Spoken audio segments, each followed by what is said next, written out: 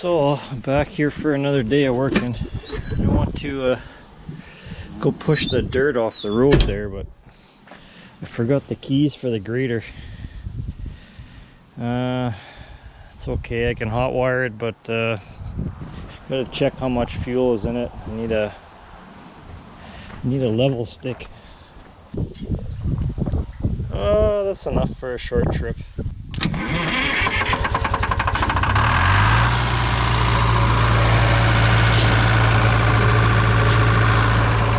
Starts a lot better in the summertime than it does in the wintertime, let me tell you.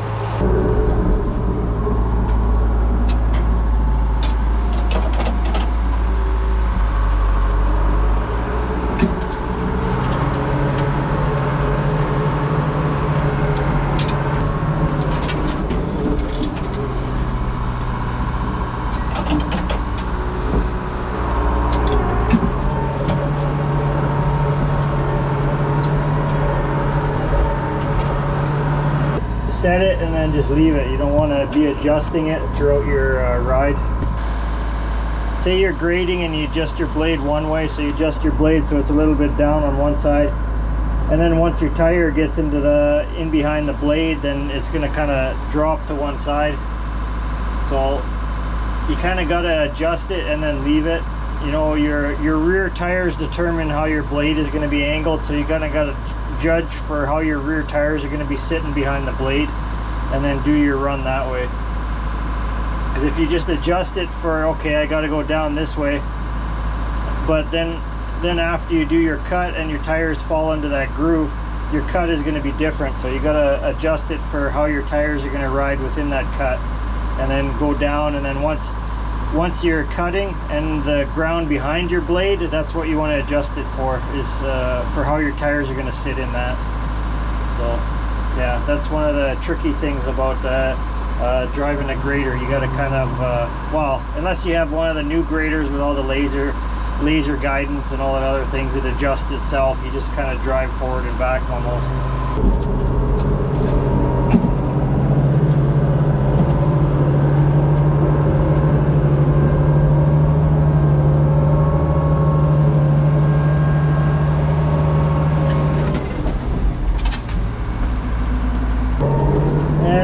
Back in there and then push a little bit out. Didn't work so good with the front blade, so I'm just going to use the mold board to get it to come out. Right here it's a little bit low, so I'm going to add I pushed too much that way, so I'm going to back up and then take a couple runs at it and push it back out.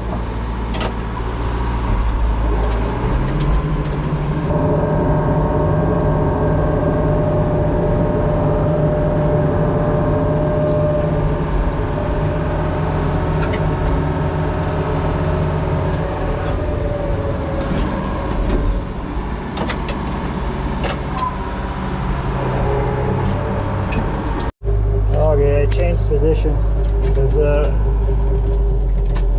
parked next to that silver building, so when the midday sun is like right on the side of it and then it's reflecting off the building there, I don't want it to fade the crap out of the paint, even though.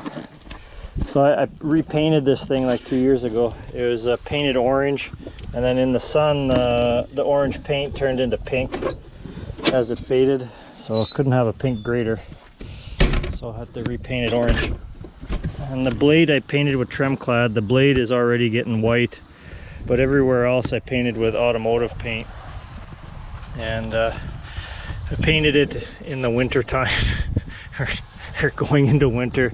It was like a spray. That's why this is coming off, because I sprayed that side when it was cold out. Everywhere else I sprayed when it was pretty warm, but right there on the driver's side, it was like I didn't realize it was so cold, but I guess it was. It was like -1 or above 0, but then the wind was cold, the water in the air lines was freezing, and so I was spraying it, and I don't know, it didn't go too well.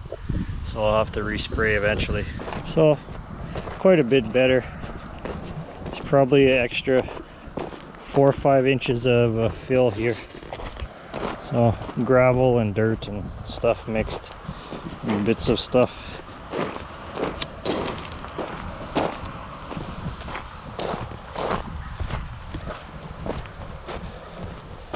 Yeah, I could take a couple more runs at it, but this is good enough for now. It's gonna need more fill anyway. So better than it was, but not a complete job yet. That's a ramp I made to walk up into the house. So the sand is too soft to drive the loader to the back of the house, but I should be able to pick that up and drive it around and set it up at the front door so I can walk in and out that way.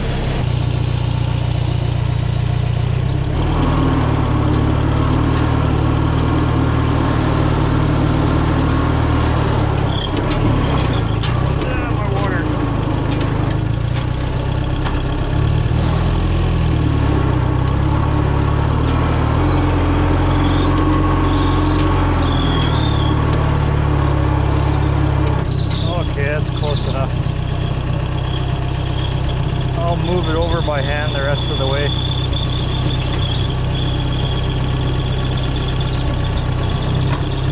So with any luck I should be able to back out of here. Come on.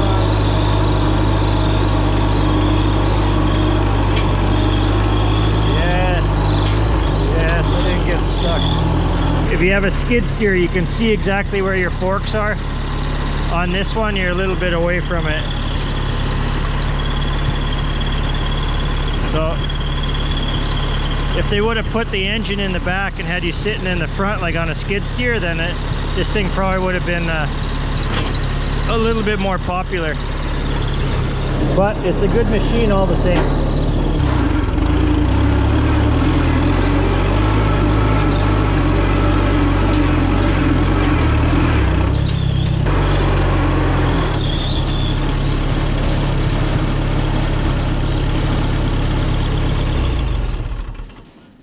There we go.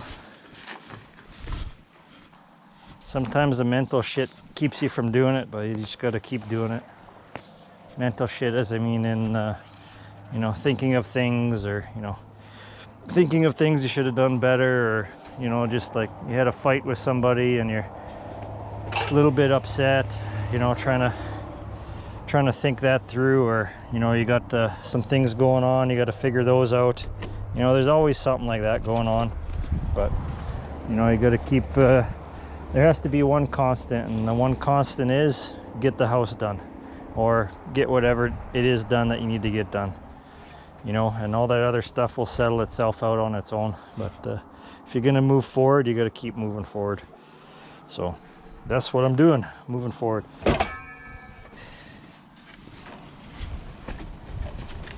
This is, I repurposed this. This was my ramp on stilts that I used to build the workshop there, put all the panels together. And I don't want to put it right up to the door. Well, I guess I could. If I want to have the door open, don't want any little critters to run up there, but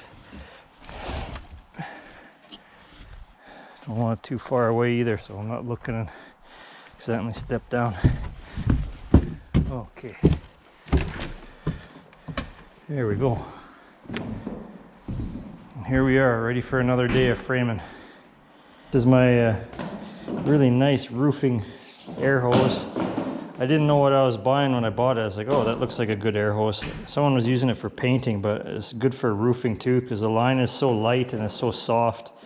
It's not going to rub the gravel off the shingles when you're working on the roof on a hot day.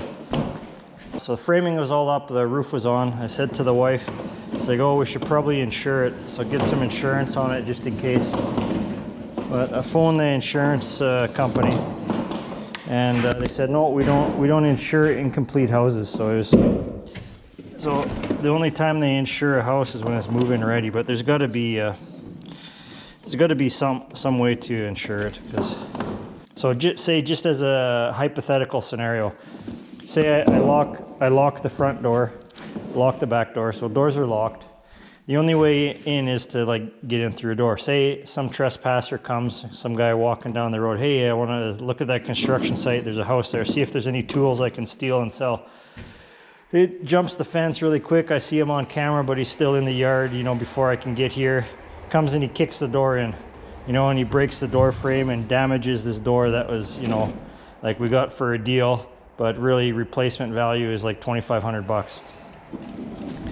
And then no insurance, so out 2,500 bucks, you know, so really got to get insurance. Yeah, that's not a very good thing to do for sure. But at the same time, those guys never really known any good things, I think. They're just, you know, neglected kids and have nothing and got into drugs and who knows. But at a certain point, it becomes a life choice if they don't want to change their ways, you know. But it's like, when I remember when I left home, I had nothing, didn't have a whole heck of a lot. And I remember trying have no money, and you know, like minimum wage wasn't $15 an hour back then. One of my first jobs, I was working for $5 an hour, and then I got a job at $5.90 an hour working for Bubbles Car Wash, and then after that I got into construction and stuff. But there's a time where, you know, I had no prospects, needed money, didn't have any money, didn't know what to do. And I tried breaking into a payphone back when payphones were everywhere. But so I went there with the screwdriver and I tried breaking into the payphone, and then I just realized, you know, I really have to want it. You really have to, you know, like damage that payphone to get the change in there. So I just said no, screw it. Decided not to do it. But you know, say if I had broke into that payphone and say I had you know, like committed to it, well, I probably would have, you know, broke into like 20 more payphones, and then that would have been my you know, that would have been how I knew how to get money to survive. And then maybe I would have got arrested, and then I spent some time in jail and come out, and then same thing, no prospects, don't know how to get money. This is before I started in the construction industry. Before I realized it's a lot easier to make money working and doing good things than it is, you know, trying to be being a criminal basically. So yeah, imagine, you know, these guys that are doing these kind of things. This is how they know how to, you know, this is how they know how to get money. You know, they grew up on like a reserve, or grew up in a bad household, no love, no one gives a shit, everyone's on drugs, everyone's drinking. And then, you know, they do some mischievous stuff, like go and break into a garage or something and say, oh hey, we can steal that, and then steal that, and then they sell it to their friend, or they sell it to a pawn shop. And then that becomes how they know to make a living, is stealing and destroying other people's property and doing all this bad shit. But they don't know any better. So I kind of feel for the guys that are doing that, but at the same time I got to protect what I have, because I've worked too hard to get here, you know. And yeah, it's just yeah, have to protect what you got, especially if it's hard gotten. Okay, so time to get the party started. Check the oil.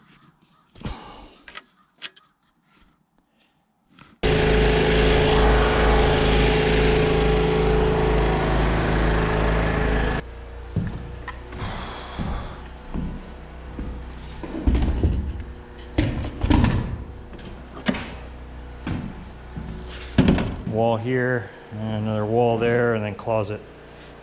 So yeah, I'm gonna start on that wall beside the stairs there. Okay, so I got it figured out. I'm not gonna have a door on this side here. Here's the bathroom for the master bedroom.